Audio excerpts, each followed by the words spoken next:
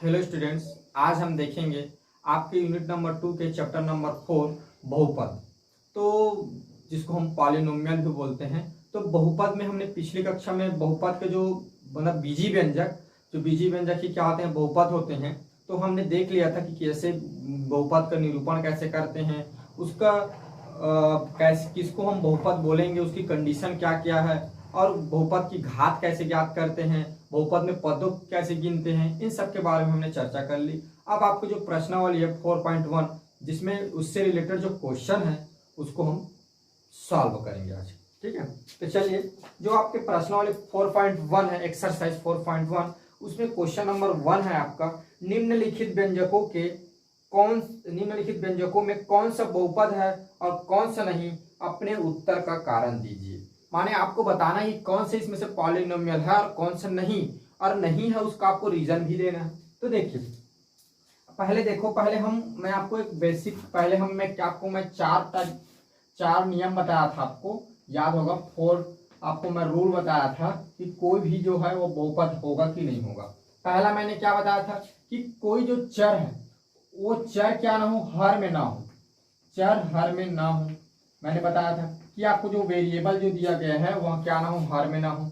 दूसरा मैंने आपको बताया था कि आपकी जो चर है, ठीक है, इसकी जो पावर होगी, चर की जो घात है उसकी पावर कभी भी क्या हो, नॉन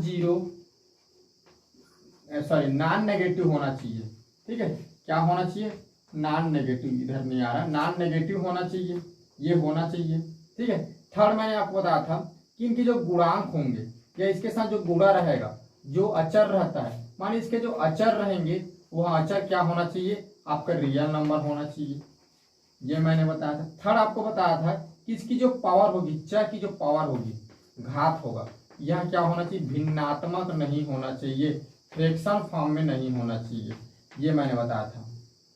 फ्रैक्शन फॉर्म में नहीं होना चाहिए, रियल नंबर होना चाहिए, नॉन जीरो होना चाहिए, और ये हर जो चर है वो हर में नहीं होना चाहिए। तो ये चार कंडीशन मैंने बताया था। इन्हीं कंडीशनों के आधार पर हम देखेंगे कि वह बहुपद है कि नहीं है। तो चलिए, आपके प्रश्न जो क्वेश्चन नंबर 1 है उसमें पहला आपका प्रश्न है, दिया गया है, एक बहुपद दिया है, क्या हो, 4x²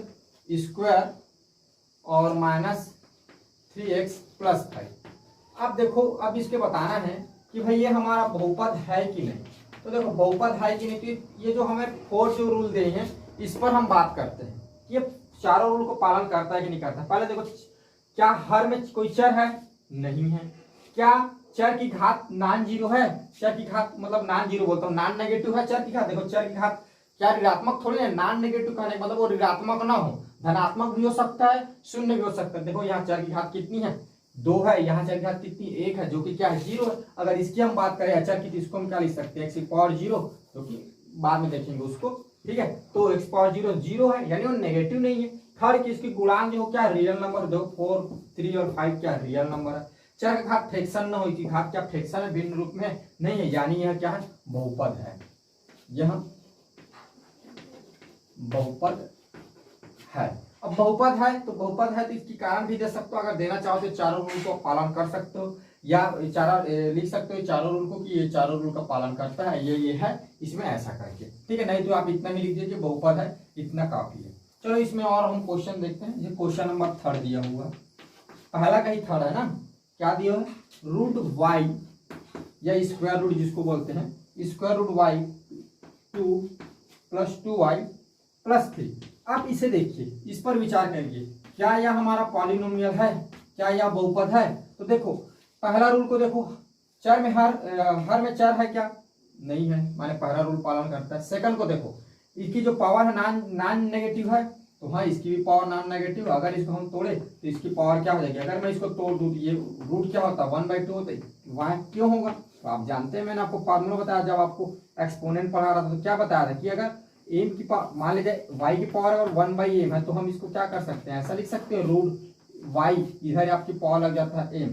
ठीक है, तो यहाँ पर क्या है, कुछ नहीं लिखा हुआ यहाँ पर, यानी क्या है, 2 है, तो y की पावर क्या हो जाएगा, ये 1/2 हो जाएगा। ठीक है, तो 1/2 हुआ ना, +2y + 3।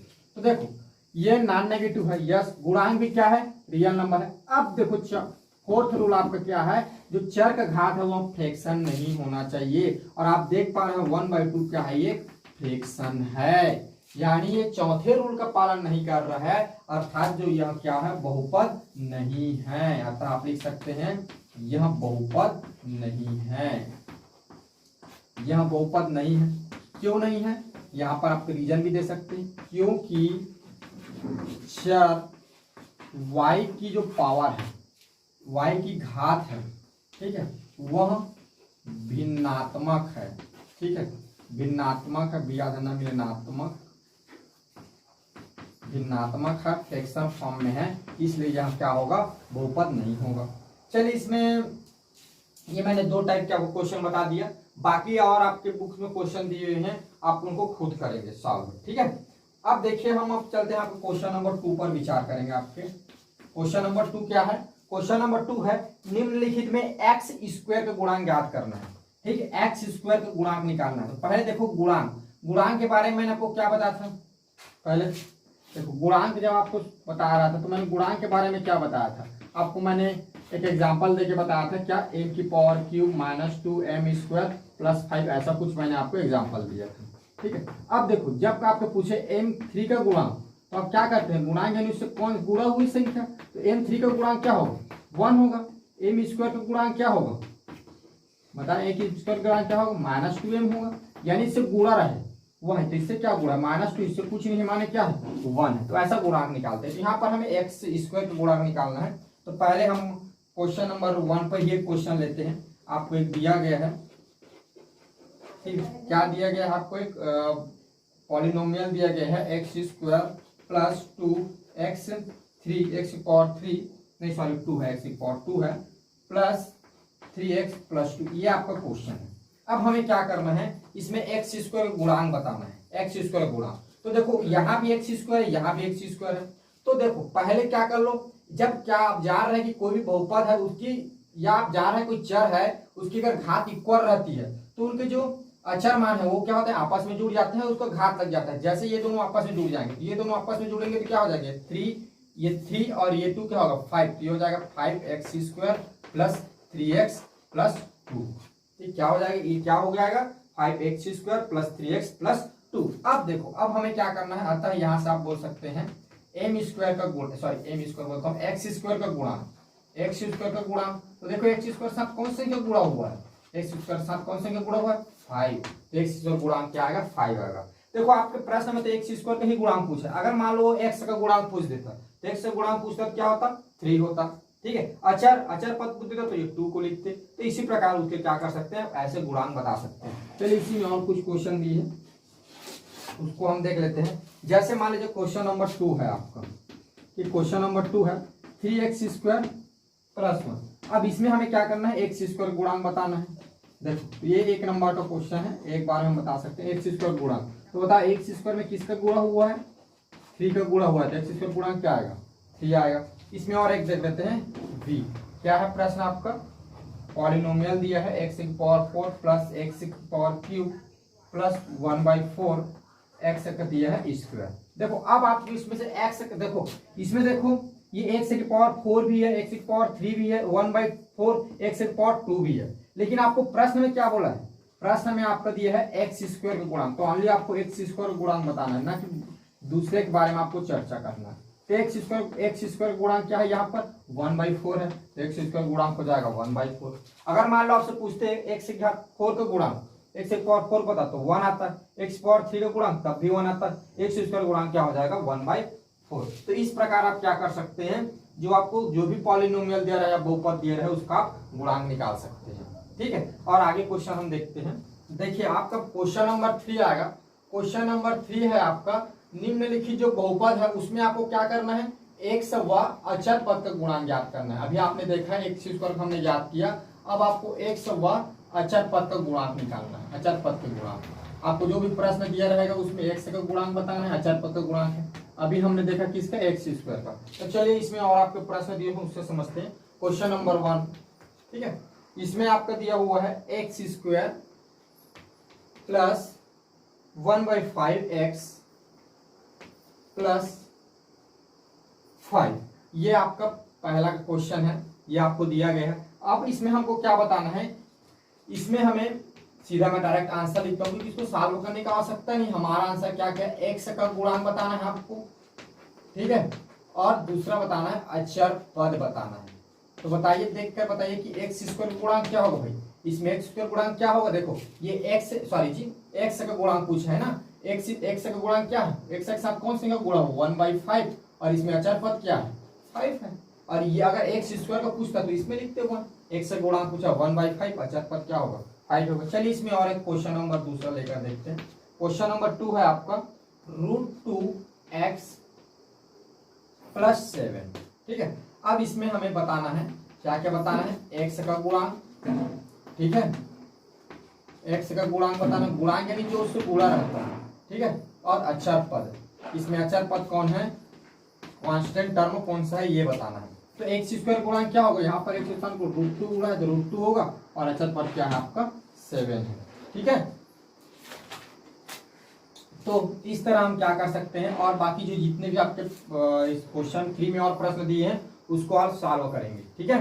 तो मेरे हिसाब से आपको गुणांक तो ज्ञात होगा, गुणांक आपको कोई ज्यादा सोचने की आवश्यकता नहीं है, बहुत इजी है। जो उसके साथ गुणा हुआ है उस चिन्ह के साथ लिखना है। अगर मान ले जाए, चलिए मैं जैसे एक एग्जाम्पल लेता हूं, अगर ऐसा रहता है, यही मान ले जाए ऐसा रहता है एक्स स्क्वायर माइनस √2x + 3, तब आपको पूछता है एक्स का गुणांक, ठीक है, देखो, और आपसे पूछता है अचर पद। चलो यहाँ पर और इस आपको अच्छे समझा दो, ये माइनस, तो देखो यहाँ पर देखो ये चिन्ह के साथ लेना है ना, यहाँ पर कौन सा चिन्ह है ऋणात्मक, यहाँ पर धन था तो हमको लिखने की आवश्यकता नहीं थी, जब पॉजिटिव साइन था तो हम डायरेक्ट उसको लिख दे, लेकिन जहाँ नेगेटिव रहेगा उसको आपको बताना पड़ेगा। जैसे यहाँ -2 होगा और अचर पद आपका -3 होगा, तो इसको आप ध्यान रखेंगे कि हमें क्या करना है, साइन के साथ वो जो है वो उसको गुणांक है उसको बताना पड़ता है, ठीक है। आप क्वेश्चन नंबर 4 देखते हैं। क्वेश्चन नंबर 4 है निम्नलिखित में से प्रत्येक का एक उदाहरण लिखिए। उसमें मतलब एक आपको एक स्टेटमेंट दे दिया गया है, एक कथन दे दिया गया है, उसका हमें उदाहरण लिखना है। क्या है, देखो पहला आपका स्टेटमेंट है, 2 क्वेश्चन दिया हुआ है जिसमें पहला को बताता हूँ, घात 4 का माने घात 4 का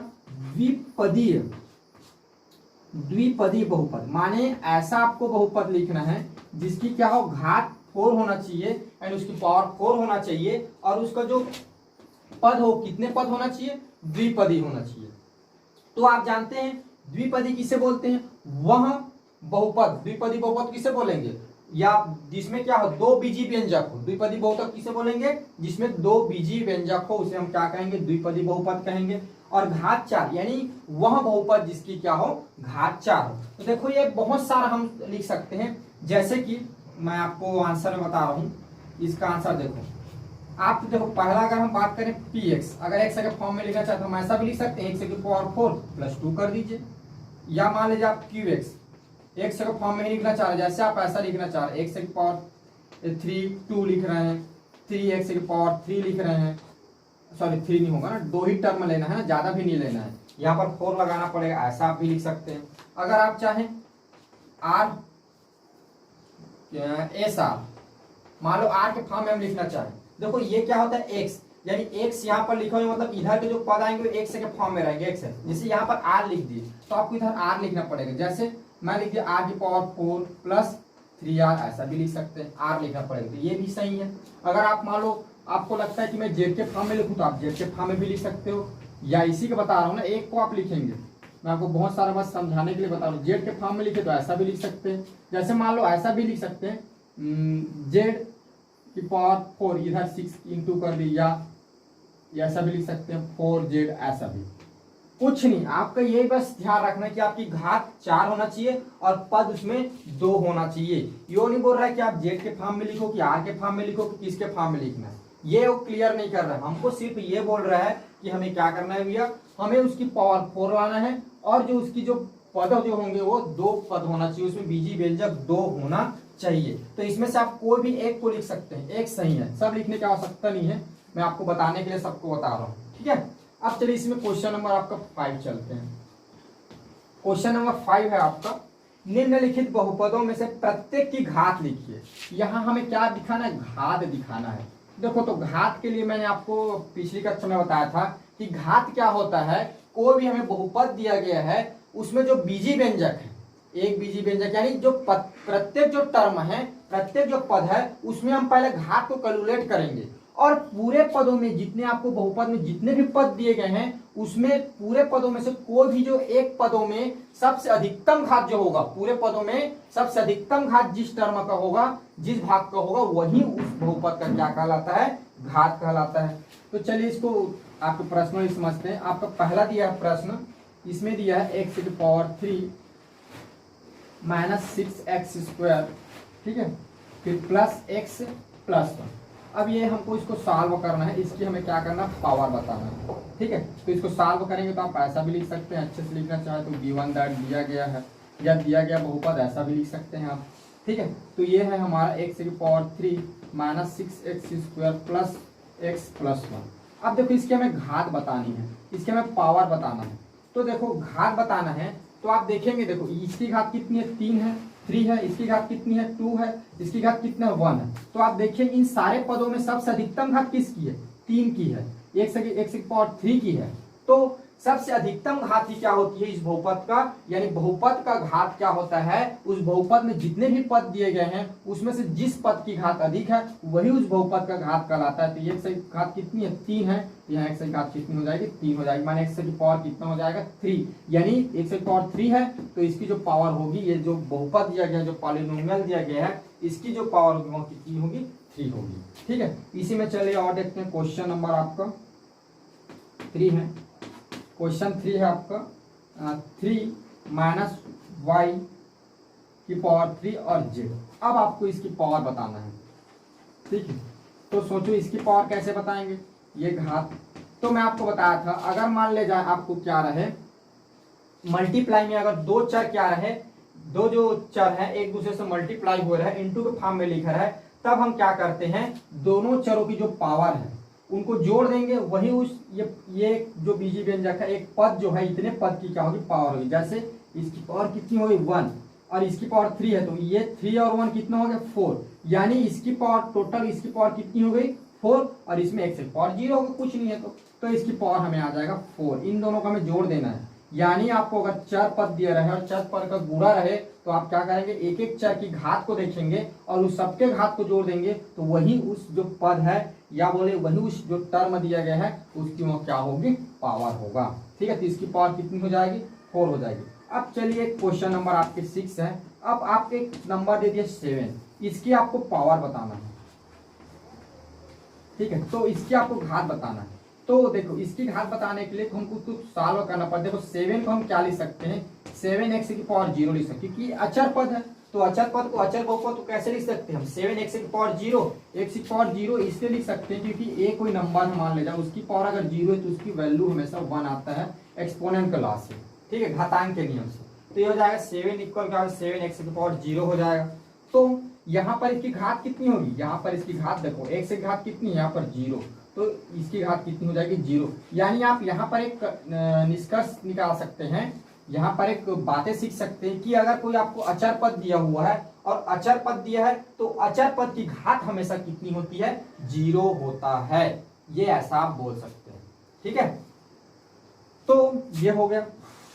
अब देखो, अब आगे हम देखते हैं क्वेश्चन नंबर 6 है, निम्नलिखित बहुपदों में से अचर पद रैखिक द्विघाती एवं त्रिघाती बहुपद को छांटिए। तो ये काम आप स्वयं करेंगे।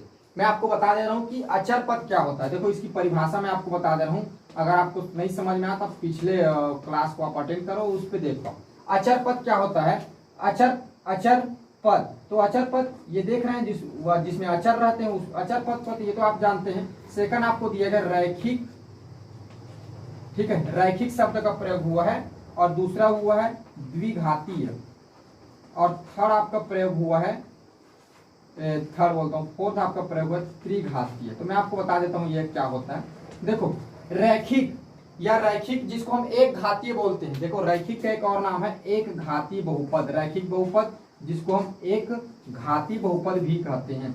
एक घाती बहुपद अर्थात जिसकी घात क्या हो, एक हो, उसे हम एक घाती बहुपद कहते हैं। आप देखेंगे जिसकी भी घात एक होगी वह क्या कहलाता है, एक घाती बहुपद, या उसी को हम बोलते हैं रैखिक घात। द्विघाती बहुपद जिसकी घात 2 हो उसे हम द्विघाती बहुपद कहते हैं, और त्रिघाती बहुपद जिसकी घात 3 हो उसे त्रिघाती बहुपद कहते हैं। इधर नीचे और आता है जब 4 घात हो, 5 घात हो, 6 घात हो, तो ऐसा। लेकिन आपके प्रश्न में क्या करना है, अचर पद को अलग करना है, रैखिक यानी एक घाती बहुपद को, और द्विघाती यानी 2 घात बहुपद को, और त्रिघाती यानी 3 घात बहुपद को, उसमें आपको छांटना है, अलग अलग करना है। ये बड़ा इजी है, आप इसको खुद कर लेंगे। तो इस प्रकार क्या होता है, हमारा जो प्रश्नावली है 4.1 वह खत्म होता है। कुछ इसमें ज्यादा जानने योग्य नहीं है, इतना ही काफी है। और बाकी बच गए उस सब प्रश्नों को आप सॉल्व करके देखिए, उस पर प्रैक्टिस कीजिए कि बढ़ रहा है कि नहीं बढ़ रहा है। आपसे नहीं बढ़ रहा है तो पुनः फिर इसको देखिए, पूरे क्लास को, पिछली क्लास को देखिए, वो बनेगा धीरे धीरे।